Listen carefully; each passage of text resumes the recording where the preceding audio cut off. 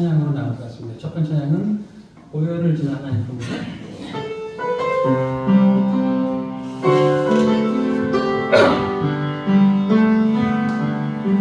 오열을 지나 하나님 부르고 오열을 지나 아버지 품으로 오열을 지나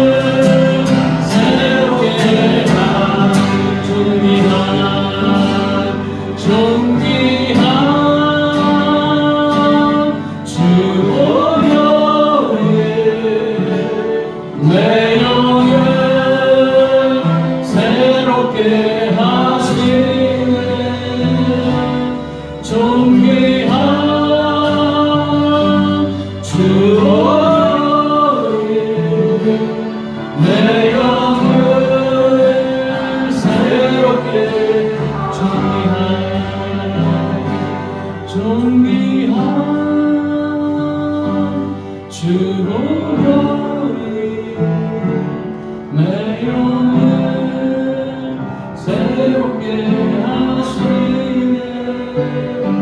존귀한 주보혈이 내 영을 새롭게. 우리 하나님으로 존귀한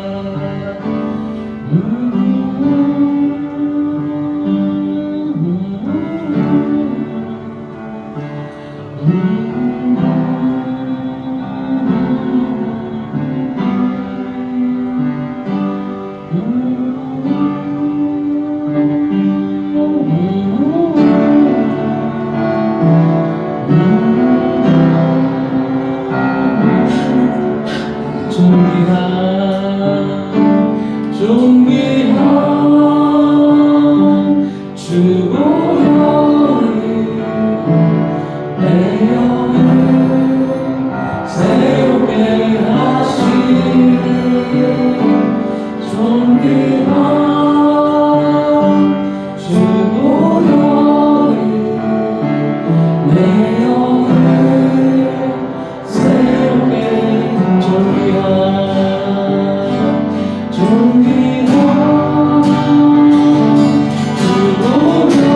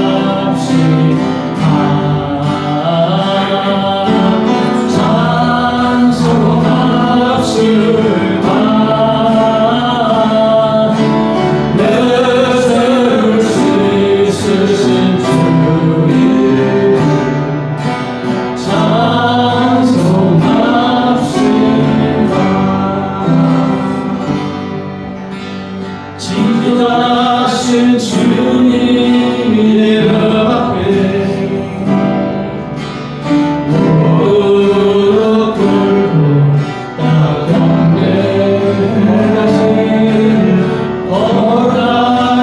주님 문 앞에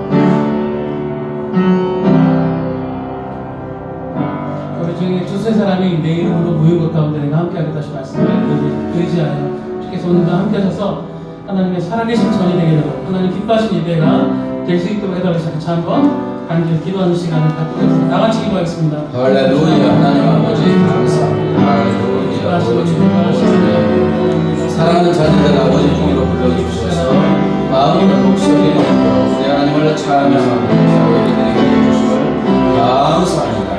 이 시간도 이 자리에 함께하여 주셔서 우리 예배를 기뻐 받아주심을 감사합니다. 할렐루야. 이 자리에 함께하신 아버지 예배하는 사랑하는 자녀들 한 명 한 명 찾아가셔서 만나 주시옵소서. 아버지께 나와서 아버지께서 만나 주시고 예배하신 은혜를 강물 같은 은혜로 베풀어 주시옵소서. 사랑하는 자녀들이 심히 계신 수명이 활활 솟아나는 성령수로 활활 솟아나는 놀라는 일을 베풀어 주시옵소서. 세상에 줄수 없고 빼앗아갈 수 없는 주님의 예쁨과 건강으로 우리 하나님 원래 사랑으로 충만한 주님을 충만하게 하옵소서. 너희는 동안하게서 멀리 하시고 우리에게 성령하시며 아버지 공연과 능력과 역사를 주시옵소서. 아버지 강물 같은 은혜로 아버지 감사와 감동이 참으시는 주님을 놀라운 역사가 이 시간 이루어지게 하옵소서. 마지막으로 주님을 선동하며 말씀이신 주 하나님을 구경하고 취하게 하여 주시옵소서. 오 나의 주 나의 하나님 영광으로 받아 주시옵소서. 영광으로 받아 주시옵소서. 하나님 아버지 감사합니다. 사랑하는 자녀들 하나님께서 은혜 위에 은혜를 베풀어 주셔서 이 은혜의 장소로 불러주시고 우리 하나님을 찬양하고 경배하고 예배 드리게 하여 주심을 감사합니다. 우리의 예배를 기뻐 받아 주시는 줄 믿습니다. 하나님 아버지 이 예배 중에 예비하신 은혜가 있는 줄 믿습니다. 강물 같은 넘치는 은혜를 베풀어 주시옵소서. 사랑하는 자녀들의 심령에 생수의 강인 성령으로 충만하게 하여 주시옵소서. 하나님 아버지, 예배하는 사랑하는 자녀들에게 세상에 줄 수 없는 주님의 기쁨과 주님의 평강으로 충만하게 하여 주시옵소서. 몸된 교회 우리 하나님 항상 함께 하여 주심을 감사합니다. 날로날로 영적 각성과 풍의 역사가 일어나며 구원의 방주의 사명을 감당하게 하여 주시옵소서. 하나님 아버지, 이 나라의 민족을 위하여 기도합니다. 아버지, 극심한 혼란과 갈등과 투쟁 중에 있습니다. 무질서와 혼란 중에 있습니다. 이 나라의 민족의 온전한 통치권자가 되신 하나님, 이 나라 이 민족을 다스려 주시옵소서. 정치, 경제, 사회, 문화, 외교, 국방, 문화, 예술, 교육 모든 분야에 주의 성령께서 역사해 주셔서 주님의 선하시고 기뻐하시고 온전한 뜻만 이루어지게 하여 주시옵소서. 하나님 아버지, 모든 권세는 아무리 작은 권세도 우리 하나님이 주실 때 가지게 되는 줄 믿습니다. 하나님 아버지, 이 나라의 민족의 통치권자가 되시고 권세의 주인 되신 하나님께서 우리 하나님이 원하시는 자에게 권세를 허락하여 주시고 그 권세자가 아버지 하나님을 경외하고 의지함으로 나라와 민족을 위해서 국민을 위해서 헌신하고 섬기고 공법을 물같이 정의를 하수같이 흐를 수 있도록 은혜 베풀어 주시옵소서. 하나님 아버지, 이제 겸손하게 위해서 말씀을 듣고자 오니 성령 하나님, 전하는 자가 만든 자의 마음을 감동감화 역사해 주셔서 말씀에 아멘으로 응답하고 말씀이신 주 하나님을 뜻게 만나고 체험하게 하여 주시옵소서. 감사하며 예수님의 이름으로 기도드리옵나이다. 아멘. 이 시간 하나님께서 우리에게 주시는 생명의 말씀은 신약 성경 로마서 5장 5절부터 8절입니다. 저와 여러분 한 절씩 번갈아서 읽습니다. 소망이 우리를 부끄럽게 하지 아니함은 우리에게 주신 성령으로 말미암아 하나님의 사랑이 우리 마음에 부은 바 됨이니 우리가 아직 연약할 때 기약대로 그리스도께서 경건하지 않은 자를 위하여 죽으셨도다. 의인을 위하여 죽는 자가 쉽지 않고 선인을 위하여 용감히 죽는 자가 혹 있거니와 우리가 아직 죄인 되었을 때 그리스도께서 우리를 위하여 죽으심으로 하나님께서 우리에게 대한 자기의 사랑을 확증하셨느니라. 8절 다시 한번요. 우리가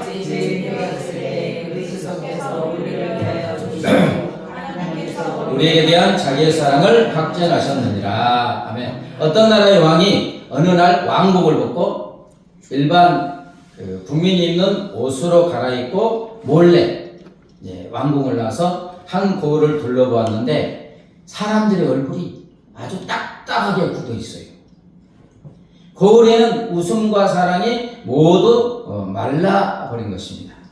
걱정이 된 왕은 고을 사람들을 불러놓고 이렇게 말합니다.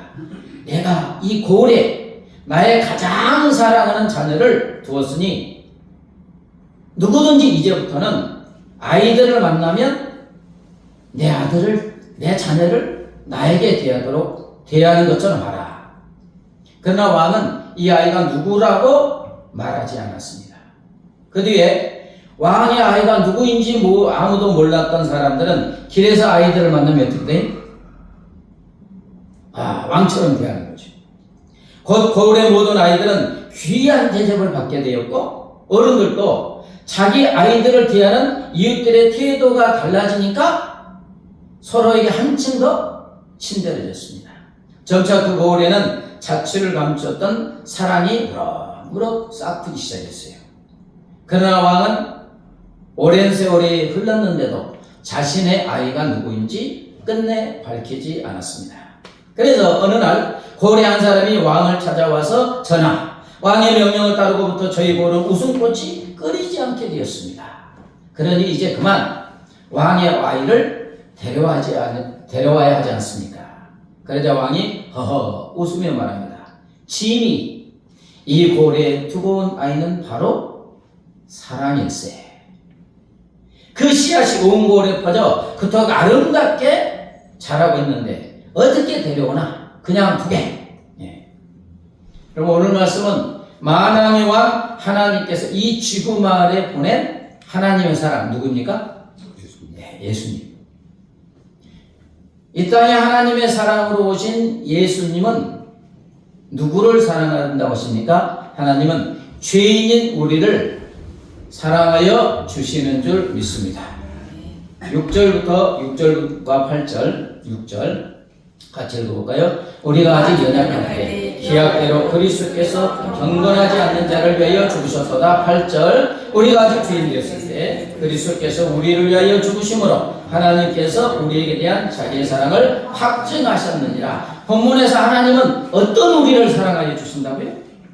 연약하고 무능한 우리, 그래서 경건하지 않는 우리, 죄인인 우리를 사랑하여 주신대요.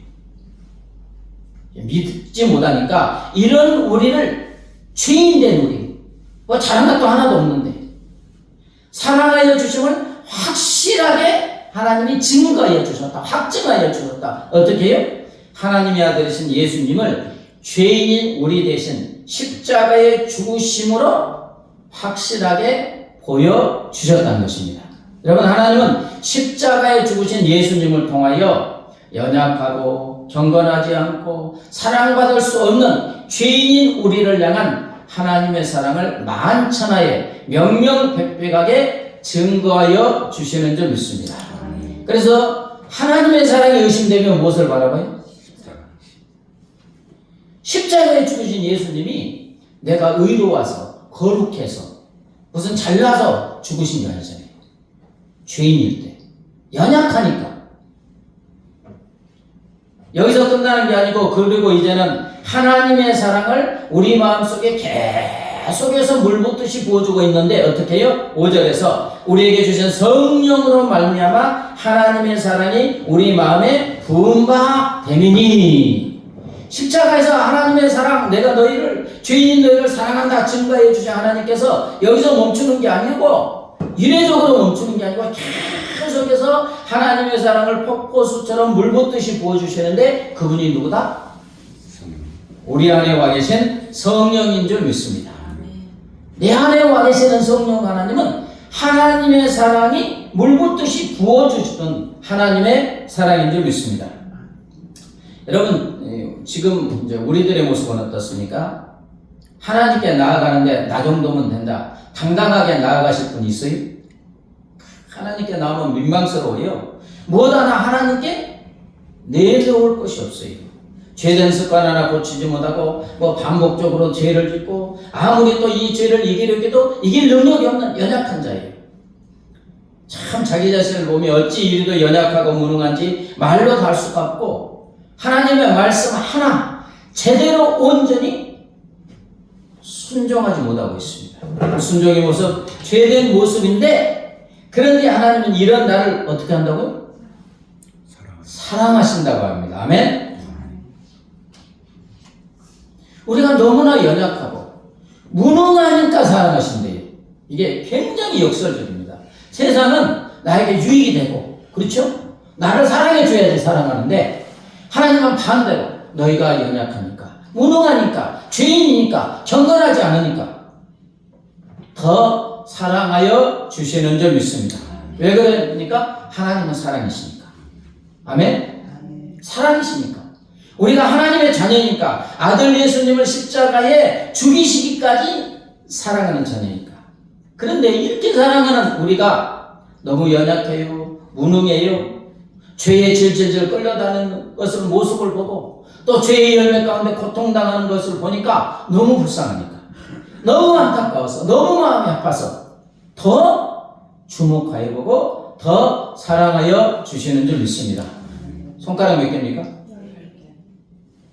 아픈 손가락이라는 말 아시죠? 아픈 손가락. 이게 이렇게 살다 보면 그 작은 가시 하나 손가락 안에 탁 박히면 어떻습니까? 잘 보이지도 않는 기둥 같은 가시 하나 박히면 신경 쓰여가지고 이거 빼내야 돼요, 안 빼내야 돼요? 빼내야 돼요. 어느 데다가 탁 하면 또 아파, 또 아파. 도대체 이 아픈 손가락 하나 때문에 어쩔 줄을 몰라요. 이게 아픈 손가락입니다. 이것은 비유로 여러 중에서 특히 신경이 쓰이는 사람을 비유적으로 말하는데, 특히 부모님을 말할 때, 부모님의 마음을 말할 때 아픈 손가락. 부모의 입장에서 여러 자식들 중에서 몸이 허약하거나 힘들어하는 자식이 있으면 어떻게? 여기에 집중해요. 그런데 또 이제 자식이 여러 명 있으면 너무 아프고 병들고 허약한 그 자녀에게 부모님의 마음에 온전히 관심이 있으면 다른 자식들은 나를 사랑하지 않는가 보다 그렇게 오해할 수가 있습니다. 그런데 아닙니다. 부모의 마음은 똑같은데 사랑하는 마음은 똑같은데 저희가 약하니까 아픈 손가락이니까 어쩔 수 없이 안타깝게 관심을 더 가지는 거예요. 그래야 살아가니까. 여러분 이 마음이 우리 하나님 아버지의 마음인 줄 믿습니다. 연약한 자, 경건한 삶을 살지 못한 자, 죄에 끌려서 죄를 짓고 다니는 그 고통 중에 있는 자가 하나님께는 아픈 손가락이에요. 그러게 어떻게 돼? 더 거기에 관심을 갖는 거예요. 더 사랑하는 거예요. 더 은혜를 주시는 거예요. 그래야 돌아올 수 있으니까. 그렇다고 하나님 말씀 잘 순종하는 자녀 안 사랑합니까? 사랑하는데 그 사랑하는 자녀는 말씀에 순종하고 하나님 주신 은혜와 복을 충분히 받고 있으니까 아버지 품에 있으니까. 그런데 그렇지 않은 자녀는 사랑하는 자녀인데 그러니까 더 관심을 갖습니다. 자, 에베소서 2장 1절과 4절 5절 같이 읽습니다. 시작. 너희 허물과 죄로 죽었던 너희를 살리셨도다. 긍휼이 풍성하신 하나님이 우리를 사랑하신 그 큰 사랑으로 인하여 허물로 죽은 우리를 그리스도와 함께 살리셨고 너희가 은혜로 구원을 얻은 것이다. 긍휼이 풍성하신 사랑하신 하나님께서 아들 예수님을 십자가에 죽게 하신 그 큰 사랑으로 누구를 살려주셨다고요? 허물과 죄로 죽었던 우리를 살려주셨습니다. 허물투성인 우리, 죄로 죽을 수밖에 없는 죄인인 우리를 사랑하여 주신 줄 믿습니다. 잘나서가 아니에요. 거룩해서가 아니에요.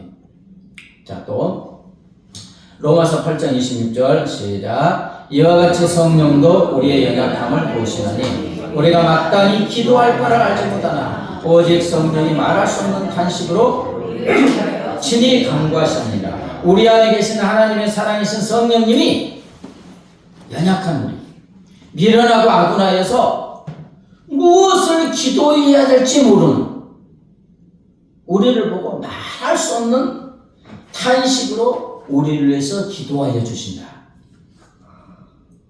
여러분 나에게 가장 필요한 것이 무엇인지 알고 기도하십니까? 우리가 간절히 기도하는 것이 나에게 진짜 필요한 것 같잖아요. 그런데 하나님 보시기에는 아닐 수가 너무나 많이 있습니다. 우리에게 몰라요.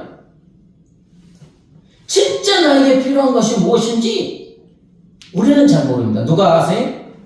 내 안에 오신 성령님이 아시니까 얘야 이걸로 기도해야 되는데 그거 못하고 있구나. 말할 수 없는 단식으로 기도한다. 이것은 내 안에 계신 성령님이 말할 수 없는 큰 사랑으로 우리를 사랑하여 주시는 줄 믿습니다. 여러분 신약 성경 중에 죄인 중에 괴수라고 고백한 사람이 누구예요? 사도 바울입니다.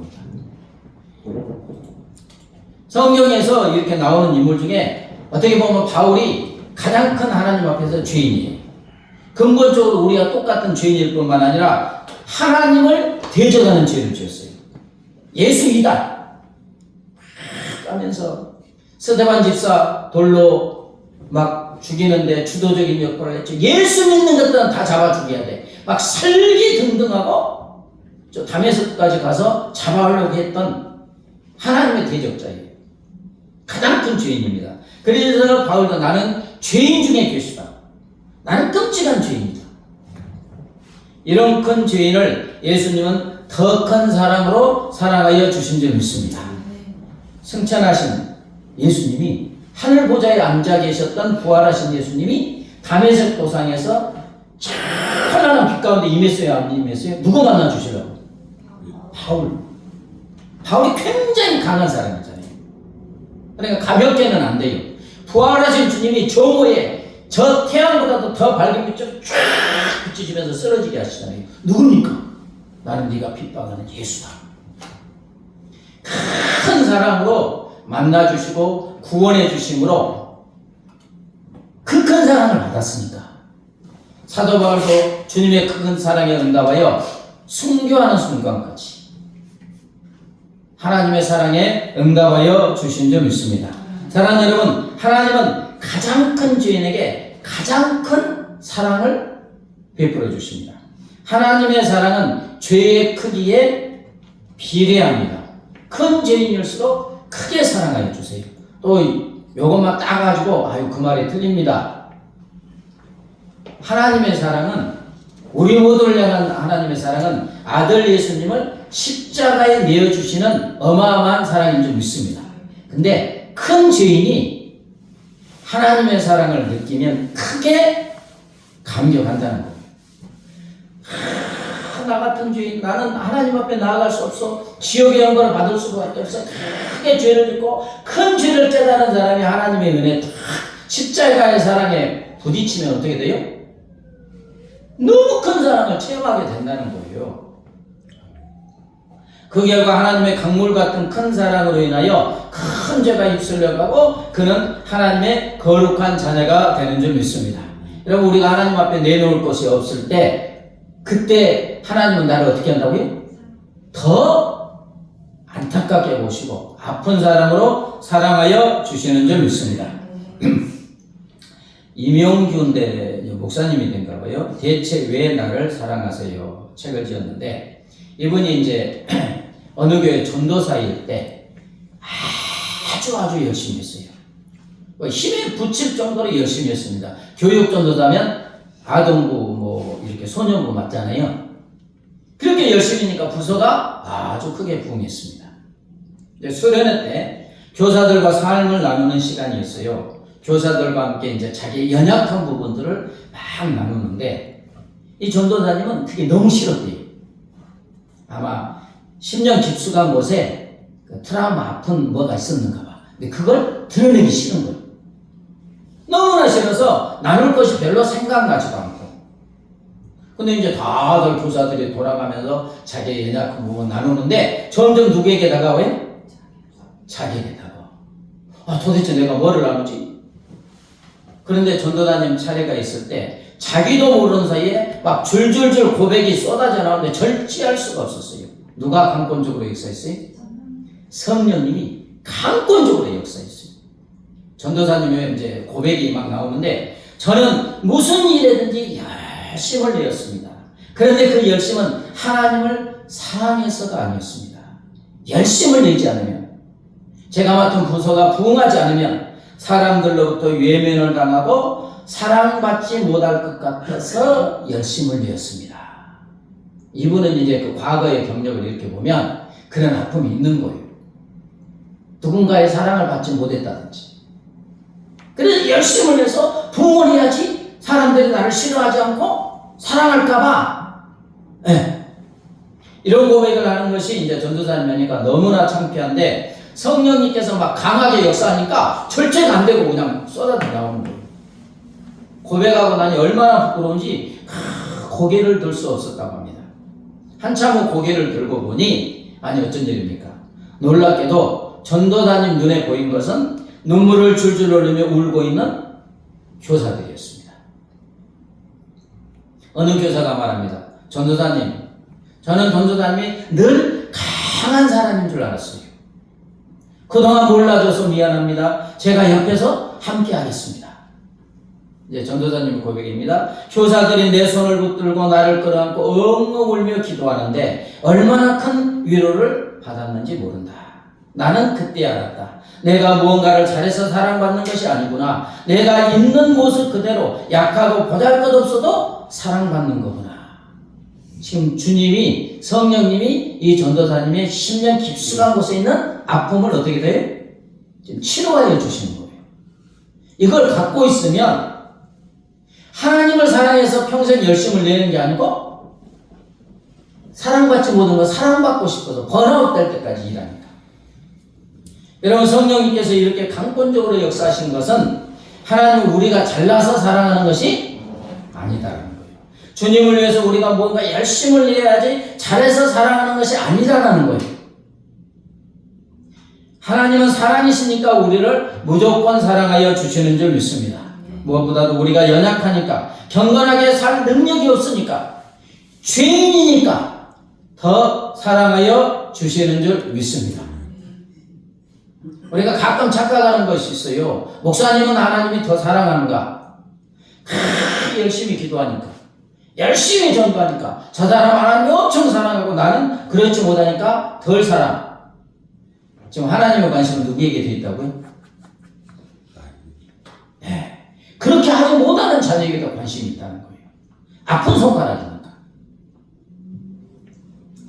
사모면허라는 책을 쓴 박인경 사모님의 그 아픈 신앙의 고백이 있습니다.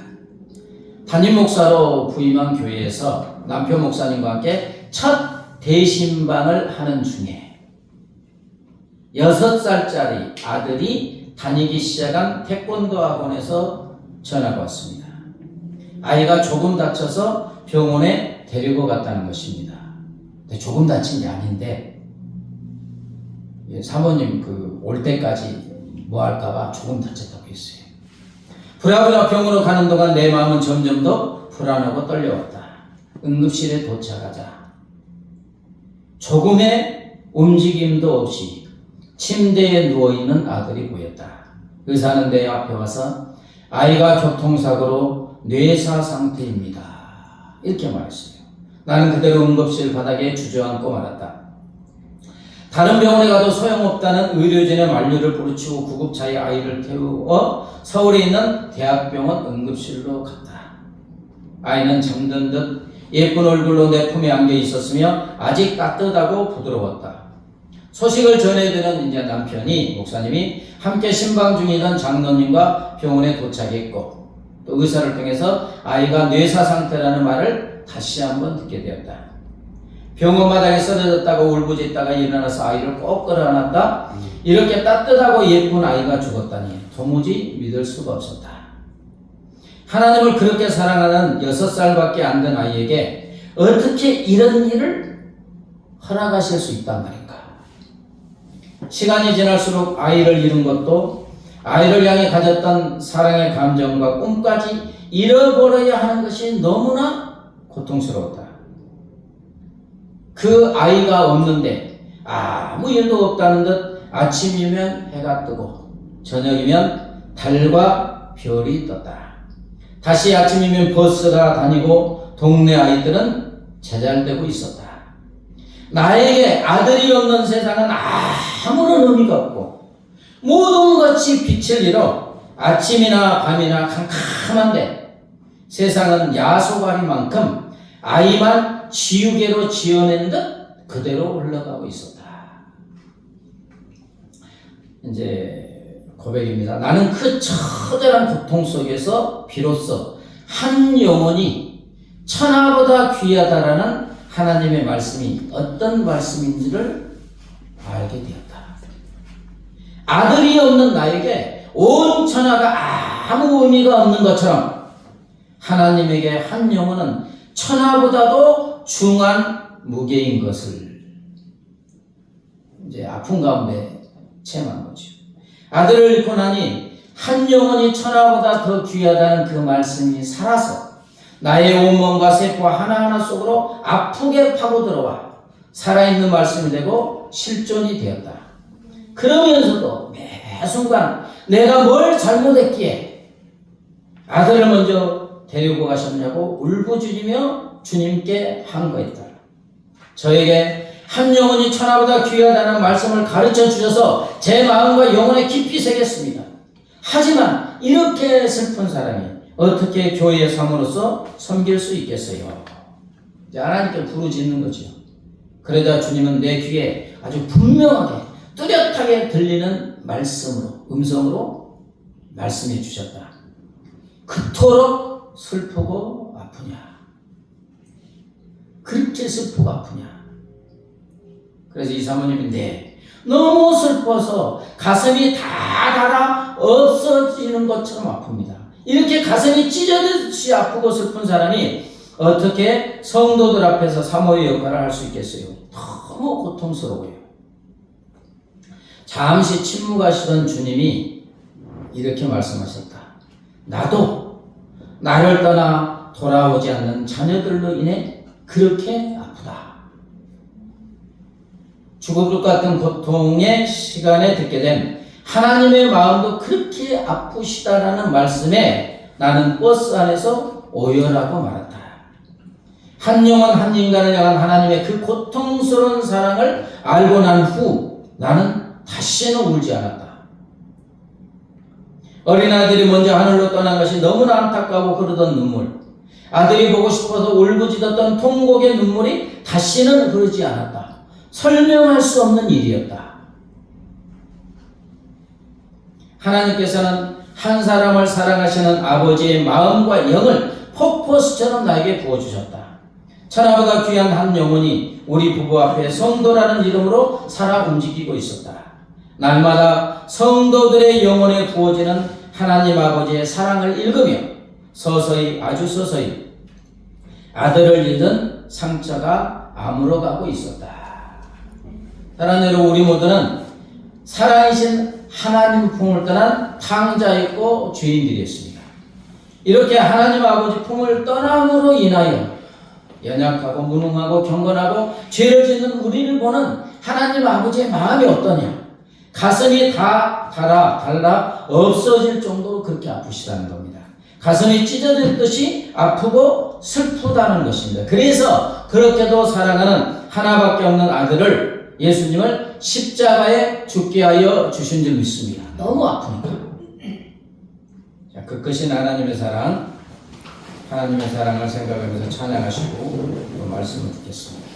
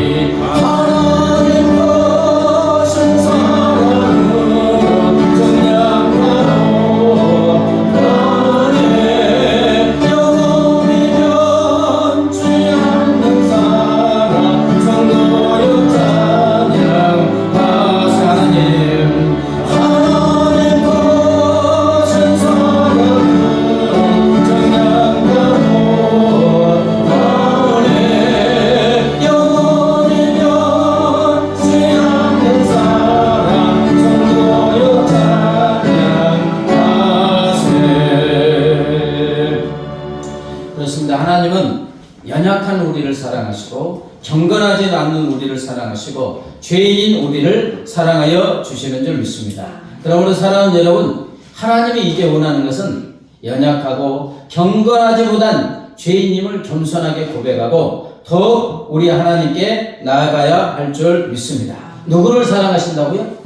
죄인, 부족하고 연약한 우리.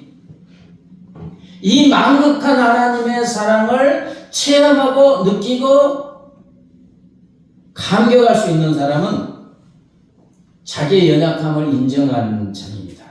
자기가 경건하지 않음을 인정하는 자고 자기가 어쩔 수 없는 죄인임을 인정하는 겸손한 자. 그래서 그 모습 그대로 누구에게? 아버지께 나아가는 자가 하나님의 절절한 사랑을 체험하게 될 줄 믿습니다. 여러분, 가출한 자녀가 부모께 최고의 효도하는 건 뭐예요? 돌아오는 거예요. 부모님께 돌아오는 거예요. 이것을 예수님은 누가복음 15장 탕자의 비유에서 하나님 아버지의 마음을 말씀해 주고 있습니다. 그죠? 탕자 아시죠? 앞뒤 좌우 내용 안 해도 아시죠? 이 아버지의 오직 간절한 하나의 소원은 뭐예요? 아들이 돌아오는 거예요. 집에는 큰아들이 있어요. 충성하고 아버지 말씀 잘 듣고 있어요. 근데 아버지의 마음은 이 큰아들에게 있는 게 아니야. 누구에게? 집 나가서. 뭐 하나잖아요. 허랑방탕하게 비참하게 죄 중에 살고 있는 아들 뻔해요. 예측이. 그렇게 될 줄 알아요. 자나깨나 안지나서나 잠도 자지 못하고 학수 못하고 목이 빠져라 기다리는 것은 누가 돌아오는 거? 아들이 돌아오는 것입니다. 여러분, 둘째 아들은 탕자의 효도는 뭐예요? 돌아오는 거예요. 아무것도 필요 없어요. 어떤 선한 일을 아버지 말씀에 순종? 지금 아버지께 이게 필요한 게 아니에요. 그냥 돌아오면 되는 거예요. 아들이 돌아옵니다. 그죠? 상거지가 돼가지고 냄새 펄펄 흘고 뭐 신발은 있는지 없는지 바싹 말라가지고 돌아오니까 아버지 내가 잘못했어 이 말도 안 들려요. 아버지에게는 아무런 말도 안 들려요. 누가 돌아왔으니까? 아들이 돌아왔으니까. 얼마나 기쁜지 몰라요. 저 자식이 뭐 잘했다. 근데 사랑하는 자녀니까 비참하게 살고 있을 아들을 생각하니까 그냥 잠도 못 자고 그냥 아버지도 말라가요.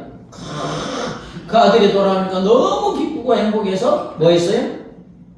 잔치를 베풀었어요. 동네방네 다 송아지 잡고 뭐 해가지고 뭐 잘했다고. 근데 사랑하니까. 최고의 의도는 뭐예요? 아버지께로 돌아오는 것인 줄 믿습니다. 사랑하는 여러분, 지금 우리가 우리 자신 보기에 작은 아들과 같을 수가 있습니다. 어떤 죄책감에 빠져 있을 수도 있어요. 하나님 앞에 나아가기가 기도하기도 부끄러울 수도 있어요. 그러나 이런 우리를 안타깝게 바라보시면서 아프고 아픈 사랑으로 기다리고 기다리시는 계시는 아버지께로 돌아가야 될 줄 믿습니다.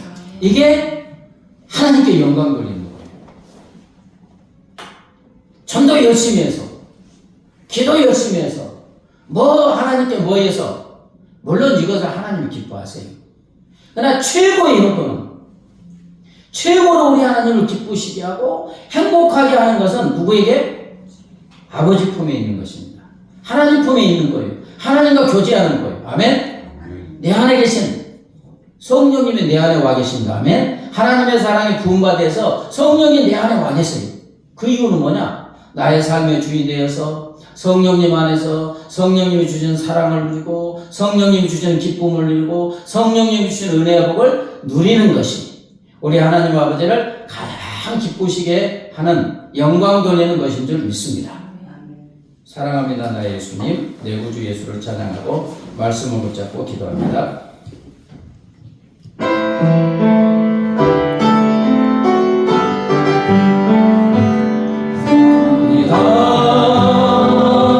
나의 예수님 사랑합니다.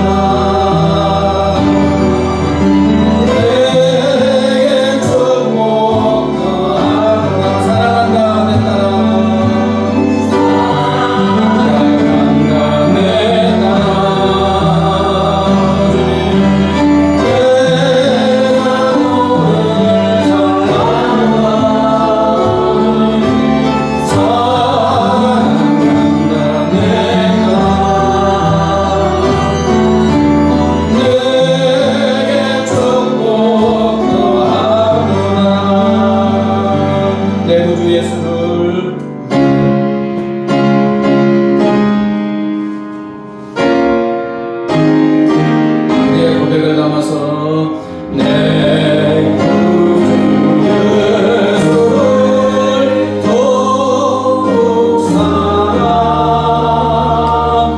엎드려 비는 말 들으소서. 내 진정 소리 내 구주 예수를 더욱 사랑 더욱 사랑하면 이전엔 세상과 기뻐서도 지금 내 기쁨은 오직 예수.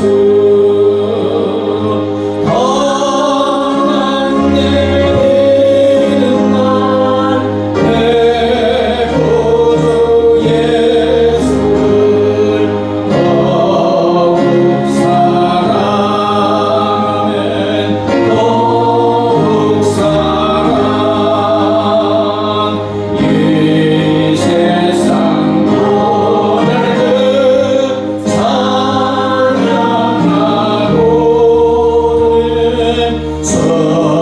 성낼 때 하는 말 이것을 세우는 떠난 내 날 구주 예수를 더욱 사랑 더욱 사랑.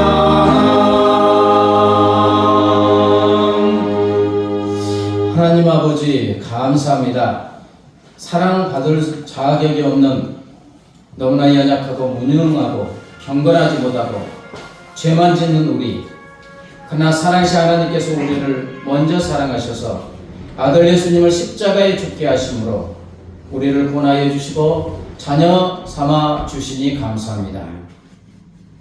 십자가의 예수님을 통하여 죄인인 우리를 얼마나 사랑하시는지 명명백백하게 온 천하에 보여주심을 감사합니다. 하나님 아버지, 여기서 멈추지 않고 이제는 성령님을 우리 안에 오게 하심으로 하나님의 사랑을 끊임없이 계속하여 물붓듯이 부어주심을 감사합니다. 하나님 아버지, 우리가 하나님 앞에 나아갈 자격이 없습니다. 민망합니다. 무엇 하나 내놓을 것이 없습니다. 부족하고 연약합니다. 그러나 우리 하나님은 이런 우리를 더 사랑하셔서 하나님이 원하시는 것은 그 모습 그대로, 부족하고 연약한 그 모습 그대로 내 안에 계신 주님께 끊임없이 나와 주님 품에 안기고 주님이 주신 은혜를 누리며 주님과 친밀한 교제 가운데 동행하는 것인 줄 믿습니다. 아버지, 이번 주도 내 안에 계시는 주님 품에 안겨서 주님의 사랑을 체험하고 감사 감격하는 복된 하루, 하나님을 기쁘시게 하고 행복하게 하는 우리 모두가 되게 하여 주시옵소서. 감사하며 예수님의 이름으로 기도드리옵나이다. 아멘. 이제는 나를 위해서 십자가에 피 흘리시고 생명 주신 우리 주 예수 그리스도의 은혜와 독생성자를 십자가에 내어주신 하나님 아버지의 무한 광대하신 사랑과 하나님의 사랑의 부음이 되시는 우리 안에 영원히 함께 하시는 성령 하나님의 교통하심과 인도하심과 보호하심이 십자가의 사랑에 감사 감격하며 부족하고 연약한 모습 그대로 날마다 매일 매 순간 주님께 나와 주님 품 안에서 주님의 사랑을 누리고 주님과 동행하는 삶을 살기로 결심하는 사랑하는 주의 자녀들과 그 가정과 삶의 터전 위에 이제부터 영원까지 함께 하시기를 간절히 축원하옵나이다. 아멘.